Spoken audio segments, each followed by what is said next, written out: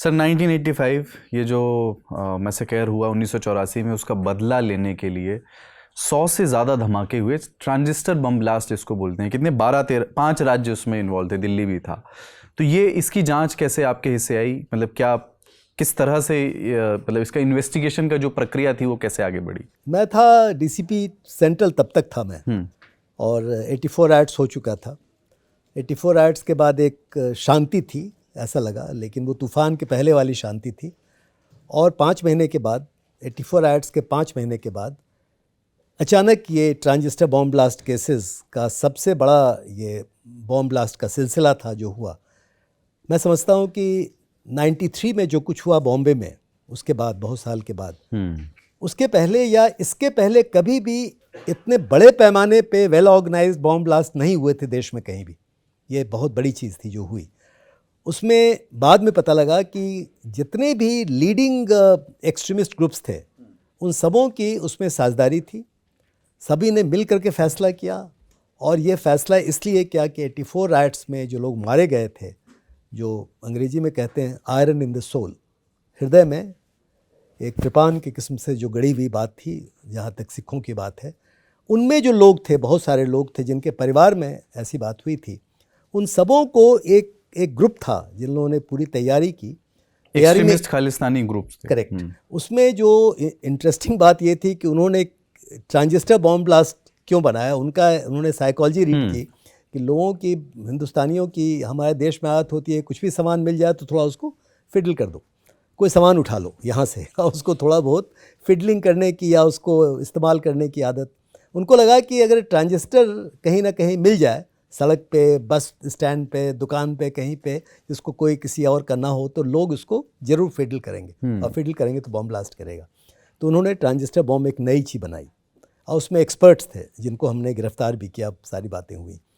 तो वो जो हैं, इन लोगों ने इसको तैयार किया, और जैसा आपने कहा कि 5 प्रदेशों में अलग अलग जगहों पे, और ऐसी जगह को भी टारगेट किया उन लोगों ने जहाँ की ऐसे राइट्स पहले हुए थे और सिखों को मारा गया था जिन जगहों पे। तो उन जगहों पे इन्होंने जगह को ये ब्लास्ट किए।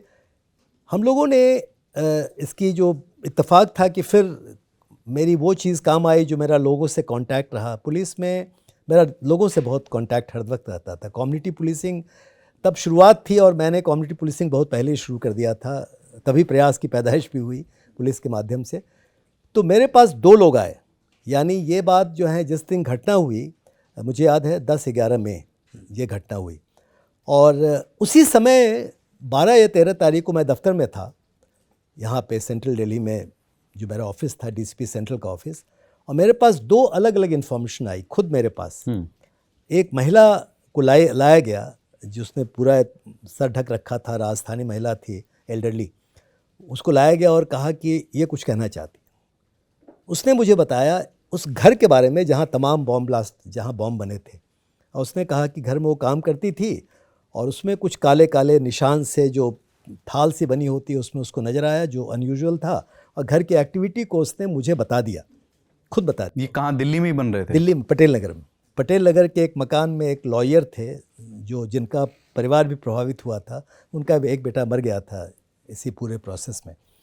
तो उसने बताया, और दूसरी भी एक इन्फॉर्मेशन मुझे आ गई कि इस घर में सस्पिशस है कि यहाँ पे ट्रांजिस्टर बॉम्ब ब्लास्ट से कनेक्टेड कुछ काम हुआ है। हम लोगों ने रेड नहीं किया घर के ऊपर, हम लोगों ने वॉच रखा। मैंने एक बहुत समझदारी का काम किया कि हमने रेड नहीं किया इस इन्फॉर्मेशन के बावजूद, और हमने वॉच रखा। और जिस दिन सारे लोग आ गए, यानी उसके बाद एक मीटिंग, प्रेयर मीटिंग किस्म की चीज़ उस घर में हुई।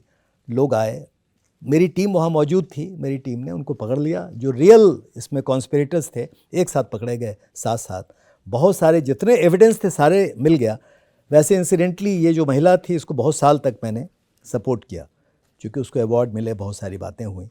तो वहाँ से कहानी शुरू हुई। तब पता लगा कि भाई ये तो एक ही ग्रुप है जिसने 5 प्रदेशों में काम किया है, और 85 लोग मारे गए, 150 लोग इंजर्ड हुए, कम से कम 60-70 या 80 बॉम्ब ब्लास्ट हुए। तो सुप्रीम कोर्ट के ऑर्डर से एक टीम गठित हुई, मैं उस टीम को लीड कर रहा था, और मुझे इसी केस के साथ deputy commissioner of police crime बना दिया गया, जो मैं 5 साल रहा, 85 to 90, और उसमें इन्वेस्टिगेशन के दौरान सारी बात खुल के सामने आ गई। दिल्ली में काफ़ी समय आप रहे?